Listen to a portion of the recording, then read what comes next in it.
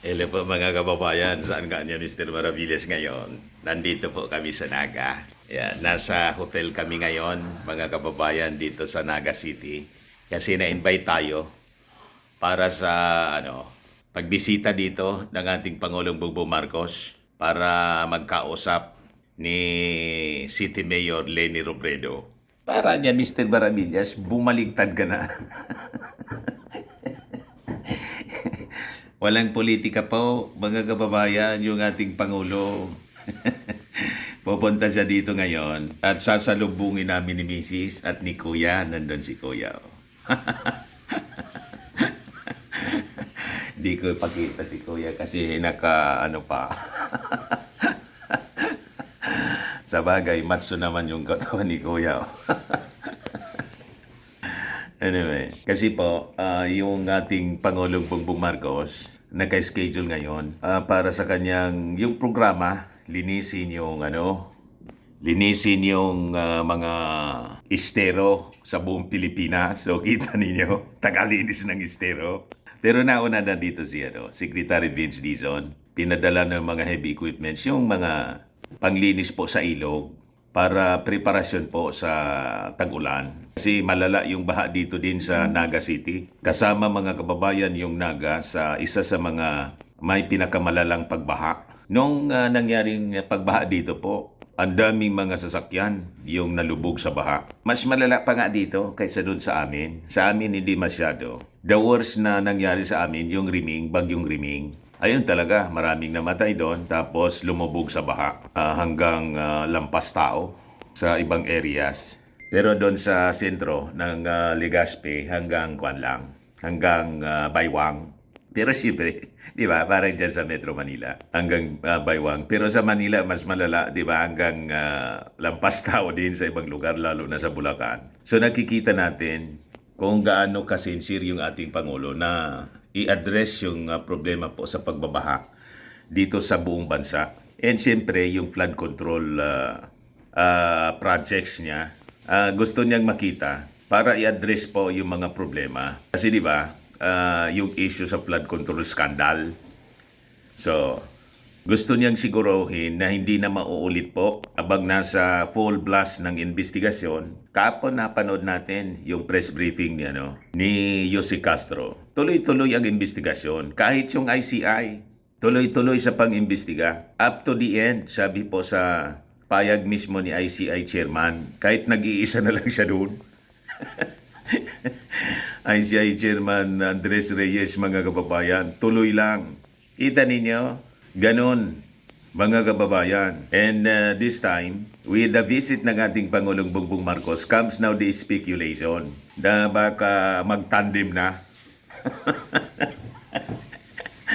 Unipig na, mga kababayan. Pero nagsalita na po si City Mayor Leni Robredo kahapon. Interview ng mainstream media. Yan, sabi dito sa report ng Impact Leadership, Leni dismisses political talk amid 2028 speculation, says focus on Naga. Former Vice President and now Naga City Mayor Leni Robredo downplayed political speculation and stressed that her priority remains addressing the challenges facing Naga City following talks of possible alliances after Vice President Sara Duterte announced plans to run for president in 2028. Robredo said it was too early to discuss politics, noting that she has not even spent a full year in office and should first focus on her work. She emphasized that conversations about national political alignments were far from her mind, as her primary obligation is to fulfill the mandate she sought from the people of Naga. She also underscored that the election remains distant and that their attention is firmly on resolving the city's pressing concerns. And sabi ni Leni Robredo, the rival of our president. Pero ngayon, sabi ni Leni, let us support President Bongbong Marcos. O di ba, mga kababayan, yung kanyang maigpit na karibal, ngayon sumusuporta na sa ating Pangulong Bongbong Marcos at magkikita sila ngayon dito sa Naga City, in which we will be covering ngayon, mga kababayan. Sobrang focus ako sa mga problema ng Naga. Farthest from my mind, yung mga pag-uusap sa Maynila. Ang primary obligation ko, yung trabahong inaplayan ko. Ang layo pa ng eleksyon. Hindi pa nga ako nagwa 1 year sa pwesto ko. Hindi pa umiinit yung upuan ko tapos politika kaagad. Magtrabaho muna tayo.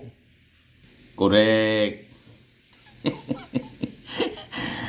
Ganon dapat mga kababayan. Hindi pa umiinit daw yung kanyang puwit sa upuan. Ka-eleksyon lang. Pero si Sara po, nag-announce kagad.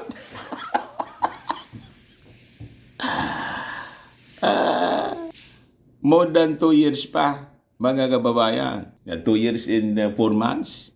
Tama? 5 months. Ay tama. Yung eleksyon. May pala, no? February, March, April, May. 4 months. 2 years in 4 months. Alam niya, nag-announce na siya, no? Nag-announce na si Sara Duterte. Ayan tuloy, ginawa ng mga posters ng mga... Gusto ninyo makita yung poster ni Sara Duterte? Hindi ako may gawa nito na poster, campaign na poster ni Sara.